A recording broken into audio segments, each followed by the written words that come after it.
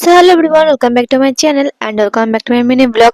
তো গাইস, আজকে তারিখটা তো আমাদের বলি, আজকে 27শে এপ্রিল। তো আজকের দিনটা আমার কাছে খুবই স্পেশাল। তো কেন স্পেশাল সেটা তো আমাদের বলতে পারবো না, আর কেন সেটা আমি তোমাদের কাছে বলতে পারবো না। তো আই এম ভেরি সরি। তো যাই হোক, আমি এখন যাব একটা জায়গায়।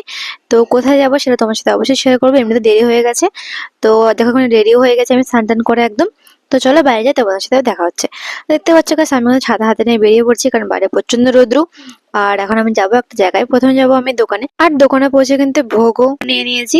তো আর টোটোতে উঠে পড়েছি। তো বাস আমি এখন যাচ্ছি, আর দেখো বাইরে কত সুন্দর মনোমুগ্ধকর পরিবেশ দেখতে দেখতে কিন্তু আমি যাচ্ছি এখন একটা জায়গায়। তো কোথায় আছি তোমার সাথে বলে দিই আমি। তো আমি দেখতে পাচ্ছি আমাদের চলে এসেছি নিশ্চানিতে। নিশ্চানি মায়ের মন্দিরে এখানে পুজো দিতে।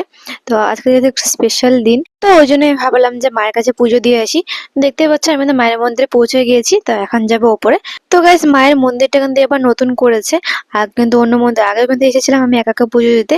বাট সেই মন্দিরটা কিন্তু পুরনো ছিল, এটা নতুন মন্দির করেছে। আর নতুন মন্দির হওয়ার পর কিন্তু এবার আমি প্রথম আসলাম, না ফার্স্ট টাইম আসলাম পুজো দিতে। তো আমার কিন্তু এসে খুব ভালো লেগেছে। আর দেখো মন্দির থেকে কিন্তু বাইরের রাস্তাটাও দেখা যাচ্ছে, একদম রাস্তার ধারেই মন্দিরটা। তো আমি কিন্তু এই রাস্তা দিয়ে দেখতে পাই, মানে যখন কলেজে যাই তখন এদিক দিয়ে যাই আমি। তো মন্দির দেখতে পাই, মাকে প্রণাম করি। বাট কোনোদিন আসা হয়নি পুজো দিতে, মন্দির উদ্বোধন হওয়ার পর এবারে প্রথম আসলাম। তো দেখতে পাচ্ছ মায়ের মন্দিরের পাশে কিন্তু এবার শিব ঠাকুরের মন্দির করেছে। এর আগে কিন্তু ছিল না সেটা, আগে কিন্তু শুধু মায়ের মন্দিরই ছিল। তো এবার শিব ঠাকুরের মন্দির করেছে। তো এখানে দেখো পুজো দিতে বসে পড়েছে। আর এখানে আমি সবকিছু দিয়ে দিয়েছি। তো চলো, এখানে এখন পুজো হবে। আর আমি কিন্তু পুরোটা দেখাতে পারিনি, মানে আমি অঞ্জলি দিয়েছিলাম। বাট সেগুলো কিছু কিছু ক্লিপ আমি নিয়েছি। তো সেগুলো তোমার সাথে শেয়ার করছি। তো চলো তোমরা দেখতে থাকো। আর দেখতে পাচ্ছ আমি কিন্তু এখানে বসে পড়েছি পুজোতে।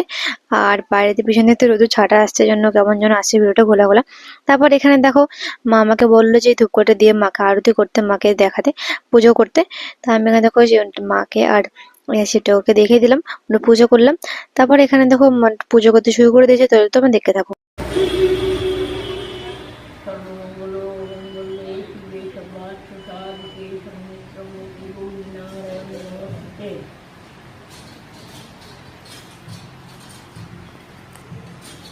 তো ফাইনালি গাইস, আমার এখানে পুজো কমপ্লিট। তো এখানে আমি অঞ্জলি টঞ্জলি দিয়ে আমি না খেয়ে ছিলাম।